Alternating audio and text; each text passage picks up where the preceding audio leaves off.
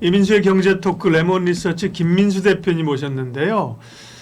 반도체를 또 어떻게 해야 되는지 딥시크와 관련된 또 파장들이 있지 않습니까? 김민수 대표님과 전략 세우도록 하겠습니다. 일단은 뭐 딥시크와 엔비디아 얘기부터 해야 되는데요. 네. 사실은 딥시크 충격이 있었지만 뭐 그걸 회복한 종목들도 있고 네. 엔비디아 기준으로 보면 사실 그 충격이 지금 완전히 회복된 건 아닙니다. 그죠? 맞습니다. 예, 여전히 충격 속에 좀 있는 한 절반 정도 돌렸다가 또 밀리고 그런 상황인데요. 네. 이제 엔비디아는 시장의 주도권을 잃은 걸까요? 노이즈가 생겼다고 봐야 되겠죠. 네. 네. 그러니까 지금 딥시크. 딥시크. 예. 네. 아주 심하게 아픕니다. 네. 이걸 통해서 지금 반도체 갖고 계신 분들의 네. 마음을 그대로 표현한 네. 게 아닌가 싶은데 딥시크가 나오기 시작하면서 가장 화두에 던진 거는 그냥 비용입니다. 첫 때는. 그러니까 내부적인 사항들 저게 진짜 완벽한 AI 모델이냐 아니냐 논란은 많지만 예, 많고 진짜 비용이 저게 들어간 게 그러니까. 맞느냐 그 데이터를 또 어디 거 썼느냐 어디 가서 빨대 꽂았네 뭐 이런 얘기들 많다고 하더라도 중요한 거는 시장에서 이 경각심을 나타낸 거는 지금까지 AI 하게 되면 그렇게 돈 많이 들여서 비싼 엔비디아 GPU를 사서 그렇게 해서 데이터 센터 만들어서 가속기까지 만들어 가야 그게 진정한 AI인 줄 알았는데 하다 보니까 이렇게 살살 해서 싸게 그리고 저렴하게 가성비 높게 만드는 것도 있구나라고 하다 보니까 잠깐만 엔비디아 중심으로 나갔던 게 뭐든 해답은 아니지 않아? 라고 하다 보니까 거기서 이제 흔들리기 시작하는 거죠. 근데 그게 흔들렸던 가장 첫 번째 원인은 만약에 그래도 아니야 그거 맞아라고 빨리 돌아갈 수 있다고 하게 되면 실적 봐봐. 좀 있다가 이번에 그러니까 지난해 4분기 실적 그리고 올해 실적들이 여전히 확장세를 쭉 보여줄 건데 무슨 소리? 라고 했게 되면은 아마 빨리 돌아갔을 겁니다. 근데 이번에 실적이 자신감이 좀 떨어져요. 왜냐면 그러니까 지금 증가율로 보게 되면 지금까지 뭐 실적만 발표한다고 하더라도 뭐 100%씩 팍팍 뛰었던 네. 실적 증가율이 아마 이제 증가율 자체가 이제 점점 완만하게 되기 시작하다 보니까 이런 의구심이 생기기 시작하는 거죠. 그렇게 보게 되면 엔비디아는 어쩔 수 없이 그런 어차피 실적은 이제 점점 완만하기 시작하면서 엔비디아 칩이 아니라 이제 에이직이라고 하는 시대. 그래서 자체 칩 쪽으로 많이 사람들이 관심을 갖고 거기서 변화가 들어올 텐데 엔비디아 비싼 거 그렇게 좀 덜 쓰지 않겠어? 아무리 이제 블랙웰 쪽들이 들어오고 다음 루빈이 들어오고 하면서 대기하고 있는 어떤 고성능 쪽의 칩이 들어온다고 하더라도 그거보다는 좀 시장에 좀 흐름들이 바뀌지 않을까라고 생각하는 것들. 이게 지금 들어오다 보니까 엔비디아 자체가 무거워지기 시작하면서 약간 좀 AI 쪽에 대한 회의론들이, 그러니까 AI 인프라와 관련된 쪽들이 좀 회의론들이 살짝 들어오는 게 지금의 현실이 아닌가 싶은데, 뭐 조금 이따가 말씀드리겠지만 그거는 기우다. 여전히 딥시크조차도 앞으로 우리가 발달하기 시작하기 위해서는 더 고성능의 컴퓨팅 그리고 고성능의 메모리가 필요하다는 얘기를 하고 있는데도 시장은 일단 경계감을 좀 보이고 있는 거죠. 네. 네.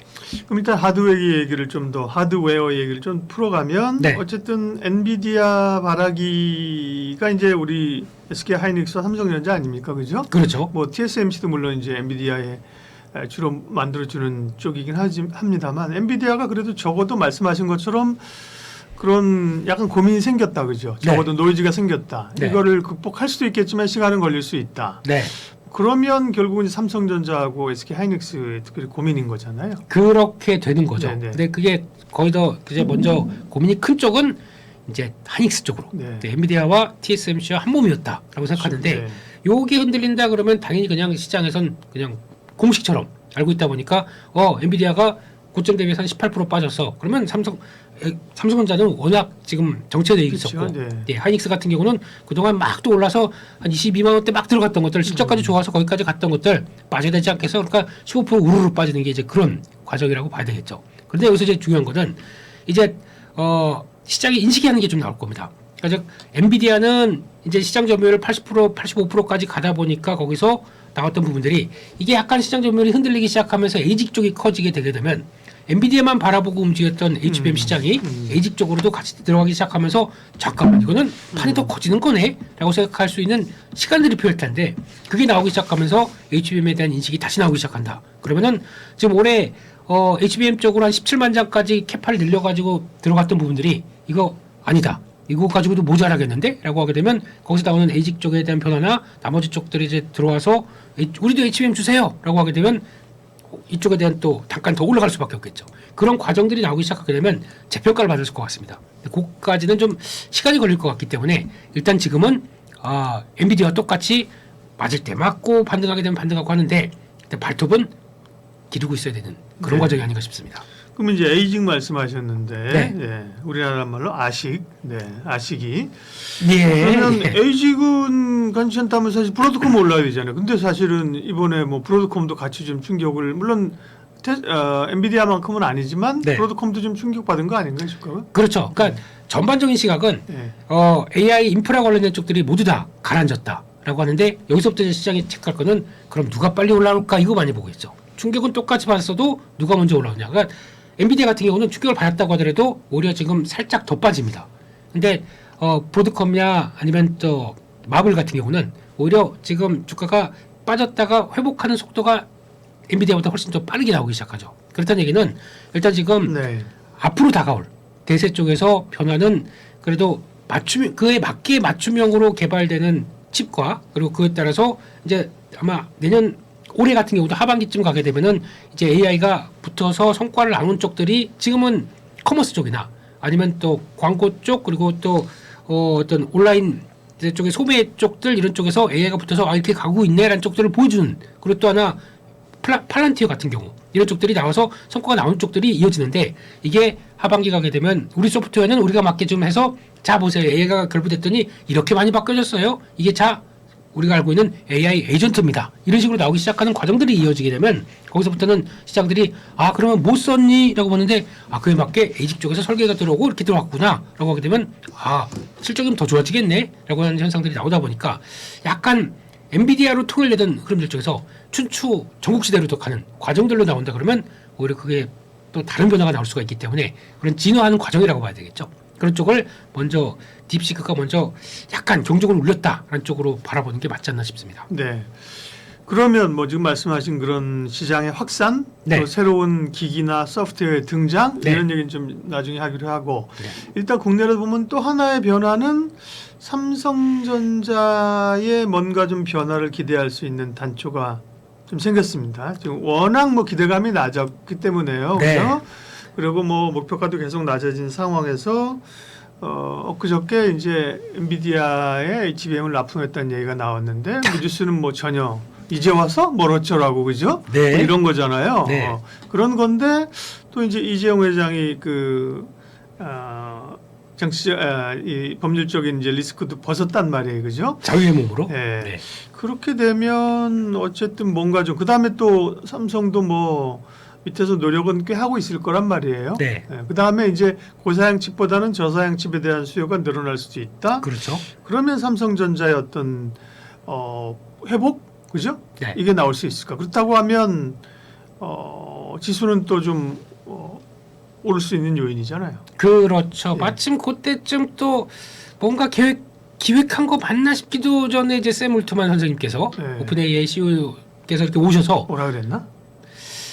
그건 제가 말씀드릴 수 없습니다. 제가 뭐 알고 있는 것도 아니고. 근데 하필 요때 맞춰서 그냥 딱딱딱 진행되는데 그때 보니까 갑자기 또 소프트뱅크 회장님까지 오셔서 나도 있어. 그러면서 손들고 이렇게 들어오시는 거 보니까 요거 조금 좀 그런 거죠. 그래서 하필 이때? 라고 하게 되면 누군가 기획하지 않았지만 기획한 것처럼 보이는 이런 단계들 이게 나오기 시작하면서 그러면 삼성전자의 역할론들이 다시 좀 커지지 않나라는 쪽으로 바라보고 있는데 여기서 이제 두 가지 단계입니다. 그러니까 소프트뱅크 같은 경우는 일단 어느 정도 자금과 투자를 할 수 있는 쪽들 이런 부분이 들어오셨고 거기다가 오픈AI가 들어와서 AI에 아직까지는 대세 거물이 들어왔고 거기다가 그걸 받쳐줄 수 있는 삼성전자의 역할 삼각구도를 딱 보게 되면 삼성전자가 뭘 하겠느냐라고 했을 때 일단 첫 번째로는 할 수 있는 게 오픈AI 같은 경우는 계속 얘기하는 게 그겁니다. 우리가 맞는 칩을 우리가 개발하고 싶다. 그런데 자꾸 지금까지는 엔비디아 쪽과 손잡이를 잡았지만은 새로운 걸 막 가고 싶다라고 하게 되면 여기 중간에 낀 회사가 아닌 게 TSMC는 안 꼈어요. 엔비디아도 안 껴 있습니다. 그렇다는 얘기는 삼성전자가 우리 칩을 좀 파운드리 쪽으로 좀 해줄 수 있지 않을까라는 쪽으로 타진했지 않을까라고 생각합니다. 그러면 삼성전자 입장적으로는 지금 전혀 기대감이 없는데 여기다가 파운드리 쪽에 대한 밸류가 조금이라도 붙는다 그러면 낮아지지 않을까요? 라고 하는 기대가 붙을 수 있겠죠. 근데 아직까지 도전 과제는 많습니다. 네. 파운드리 쪽에서 지금까지 알고 있던 모든 회사들이 어차피 TSMC에 엮기 싫다 보니까 거기만 집중되게 되면 나 이거 싫어. 그러면서 삼성전자를 계속 두드리고 문드렸었는데 삼성전자가 아직까지 그 기술적인 해결을 못 보여준 거죠. 삼성전자 사실 파운드리에 이재용 회장이 드라이브를 많이 걸었잖아요, 그죠? 네. 그랬는데 사실은 뭐 좀 직설적으로 얘기하면 사실 뭐 실패한 거죠, 그죠? 성공하지 못한 거죠, 그죠? 기회 많이 날렸죠. 네. 네. 그리고 이제 뭐 사업 축소화해 나가는 거고 어제 기사, 오늘 기사입니까 봤었지만 이제 TSMC는 1나노 공장 지금 짓는다는 거 아니에요? 그렇죠. 대만에 그죠? 네. 근데 이제 TSMC가 3나노 할 때 삼성전자가 2나노를 보여줄게. 그러고 있다 사실은 좀 이러고 있는 거죠. 네, 성공하지 못한 바가 있기 네. 때문에 예. 그것도 이제 쉬울지 모르겠고 네. 어떻게 보면 그럴 거라기보단 그렇게 해줬으면 하는 바람들이 있는 거 시장에서 그죠? 그렇습니다. 네네. 예. 그러면 지금 반도체에 대한 의견은 중립 매수 많이 빠지면 매수입니다. 많이 빠진 매수. 네. 그러니까 삼성전자 같은 경우도 지금 여기서 이 상태에서 또 5만 원대 초반이면은 솔직히 좀 애매합니까? 네. 네, 그렇지 않습니까? 아무리 기대감 없는데 나오는 주가라고 하게 되면 이 정도에서는 해봐도 된다는 시각이고 된다. 그리고 이왕이면은 AI 사이클과 같이 본다 그러면 SK하이닉스가 좀 더 낫겠다라고 생각하는데 둘 다 마침 다 빠져 있습니다. 그렇기 때문에 지금은 솔직히 카드가 그렇게 부담 없는 카드라고 생각되고 있고 게다가 이제 여기서 지금 작년 말에서 나왔던 것 중에 하나가 그나마 레거시 쪽들, 그러니까 D램 전반적인 상황 쪽들은 안 좋다라고 나오면서 거기다가 뭐 지금 여전히 스마트폰 안 팔리고 거기다가 PC 안 팔리고 그래서 약간 정체됐던 부분들이 이게 약간 좀 변화가 되기 시작하는 모습들이 조금이라도 단초가 보이는. 그러니까 또 지금 랜드 같은 경우는 감산이 들어가요.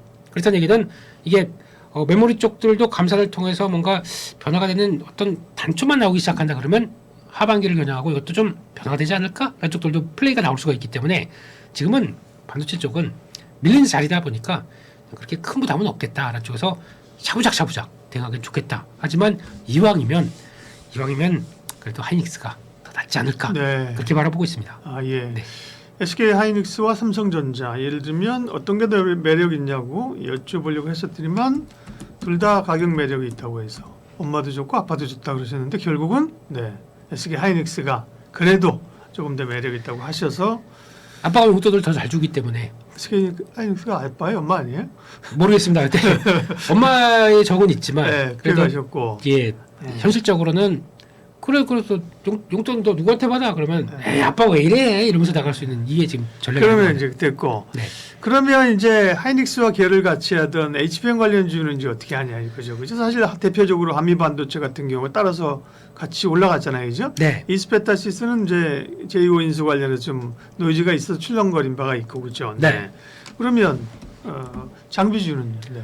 그러니까 이쪽은 이번에 그러니까 어떻게 보면은 가장 하이닉스가 반등하면서 더 많이 올랐던 쪽들이죠. 그렇죠. 예. 네, 그렇기 때문에 자연스럽게 이제 조정이 나오는 과정들이고 그런 쪽에서 가장 이제 저희가 자문을 해야 될 거는 그러면은 주가는 이제 갔다가 조정을 받았는데 그럼 여기서 사 말어 이런 상황 쪽에서 그러면 이 회사가 하이닉스와 함께 같이 독보적인 장비와 그런 쪽에서 뭐 한미 반도체는 거의 하이닉스 쪽 바라보고 이제 마이크론 테크놀로지까지 같이 공급하다 보니까 영역이 넓어졌는데 네. 거기서 삼성전자는 아직은 모르지만 거기서 이제 플러스 알파가 될 수 있겠다는 쪽에서 뭔가 노크가 들어온다라고 하게 되면 이쪽은 보는 게 맞겠죠. HBM 장비 쪽도 같이 보는 게 맞다라는 쪽인데 진폭은 큽니다. 훨씬 더 클 수가 있기 때문에 그와 관련된 쪽은 하이닉스의 흐름들이나 나머지 흐름들과 같이 노크하면서 보셔야 되겠는데 그럼에도 불구하고 이 정도 쪽에서 한번 대응해 볼 수 있겠다라고 하게 되면 지금부터는 조정받은 마당에 같이 보시는 것도 맞겠다라고 봐야 될 것 같고 그런 흐름들 쪽에서 작년 말부터 이제 변화가 들어왔던 측면들이 이제 다시 확산이 되고 있는 과정들이다라고 하게 되면 체크를 해야 될 것 같다 이렇게 봐야 될 것 같습니다. 예.